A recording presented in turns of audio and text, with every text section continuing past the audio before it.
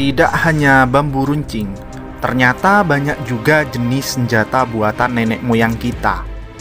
Pada masa kerajaan-kerajaan Nusantara dahulu yang digunakan untuk mempertahankan diri dari penjajahan. Salah satu contohnya adalah meriam cetbang yang dibuat dan digunakan pada masa kerajaan Majapahit. Dahulu, kerajaan Majapahit diperkirakan mendominasi Nusantara karena keahlian dan teknologi unik menempa perunggu, serta keahlian produksi massal melalui industri rumahan yang digabungkan ke gudang persenjataan utama.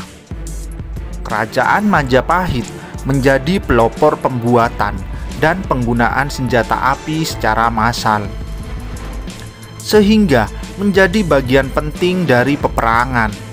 Penggunaan meriam untuk digunakan oleh armada laut kerajaan Majapahit dan pada akhirnya juga dipakai oleh para bajak laut serta kerajaan pesaing di Nusantara. Sebelumnya, teknologi senjata bubuk mesiu diperkirakan masuk ke Majapahit pada saat invasi tentara Kubilai Khan dari Tiongkok di bawah pimpinan Ike Mese yang bekerja sama dengan Raden Wijaya saat menggulingkan Kertanegara pada tahun 1293. Saat itu, tentara Mongol menggunakan meriam ketika menyerang pasukan Daha. Sang panglima perang Majapahit, Gajah Mada, suka sekali mempelajari banyak teknologi dari banyak kawasan. Berbekal dari kepandaiannya dalam menggali berbagai teknologi ini, Gajah Mada akhirnya memutuskan untuk membuat sebuah rancangan senjata hebat selain keris yang sakti. Dia merancang sebuah senapan dengan tingkat kerusakan besar jika disulut dengan api. Selain ahli strategi perang, Gajah Mada pun ahli dalam bidang persenjataan. Dia menguasai banyak teknik pembuatan senjata.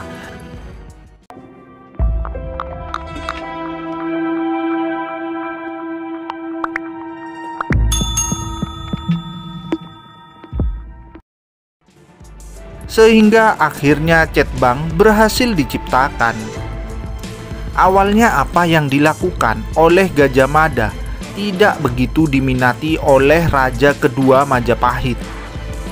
Meski demikian, dia tetap berusaha melakukannya dengan sebaik-baiknya. Saat Tribuana Tunggadewi menjadi raja ketiga Majapahit, keinginan dari Gajah Mada itu menjadi kenyataan.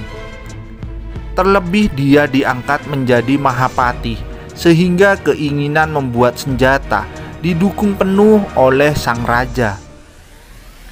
Karena cetbang sangat berguna dalam perang, serta raja terkesan dengan reputasi cetbang, Gajah Mada diberi mandat untuk membuatnya dalam jumlah banyak. Selain itu, ukuran dari cetbang juga dibuat dalam aneka jenis, mulai dari panjangnya 1 meter hingga panjang 3 meter. Semua disesuaikan apakah senjata akan dibawa secara personal oleh beberapa orang prajurit atau diletakkan pada armada kapal laut dan gerobak perang. Berbeda dengan meriam Eropa dan Timur Tengah pada umumnya, cetbang terbuat dari perunggu dan memiliki kamar dan tabung peluru di bagian belakang. Oleh karena itu, cetbang juga disebut meriam coak, yang berarti meriam terbuka atau terkuak dalam bahasa Betawi. Pada prasasti Sekar disebutkan cetbang diproduksi di Rajek Wesi Bojonegoro, sedangkan mesiu utamanya diproduksi di Swatantra Bilulu. Cetbang yang digunakan pada armada maritim Majapahit ukurannya bervariasi antara 1 hingga 3 meter. Cetbang yang berukuran 3 meter biasanya ditempatkan di kapal-kapal perang Majapahit yang disebut Jong Majapahit. Panglima Angkatan Laut Majapahit yang terkenal menggunakan meriam cetbang adalah Empu Nala. Kesohoran Empu Nala pada masa Majapahit diketahui melalui prasasti Sekar Prasasti Manah Cetbang dipasang sebagai meriam tetap atau meriam putar. Cetbang ukuran kecil dapat dengan mudah dipasang di kapal kecil yang disebut penjajab dan juga lancaran. Meriam ini dipergunakan sebagai senjata anti personil, bukan anti kapal. Pada zaman ini, bahkan sampai abad ke-17, prajurit laut Nusantara bertempur di panggung kapal yang biasa disebut balai dan ditembakkan pada kumpulan prajurit dengan peluru scatter shot yang membuat meriam ini sangat efektif menghancurkan musuh. Pada masa memudarnya kekuasaan Majapahit, banyak dari ahli meriam perunggu yang tidak puas dengan kondisi di kerajaan Jawa dan lari ke Sumatera, Semenanjung Malaya dan Kepulauan Filipina. Hal ini berakibat meluasnya penggunaan meriam Cetbang, terutama pada kapal dagang untuk perlindungan dari bajak laut di sekitar Selat Makassar. Penggunaan meriam menjadi hampir menyeluruh di Kepulauan Nusantara. Menurut catatan Portugis yang datang ke Malaka pada abad ke-16, telah terdapat perkampungan besar dari pedagang Jawa yang diketuai oleh seorang kepala kampung. Orang-orang Jawa di Malaka juga membuat meriam sendiri secara swadaya, di mana meriam pada saat itu sama bergunanya dengan layar pada kapal dagang.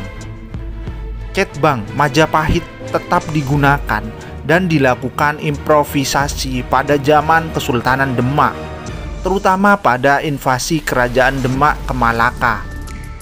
Bahan baku besi untuk pembuatan meriam Jawa tersebut diimpor dari daerah Khurasan di Persia Utara yang terkenal dengan sebutan Wesi Khurasani.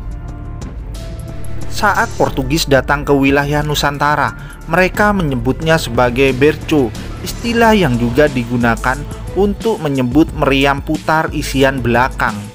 Sedangkan orang Spanyol menyebutnya sebagai verso. Pada masa setelah Majapahit, meriam turunan Cetbang di Nusantara umumnya terbagi dalam dua tipe, yaitu lela dan rentaka.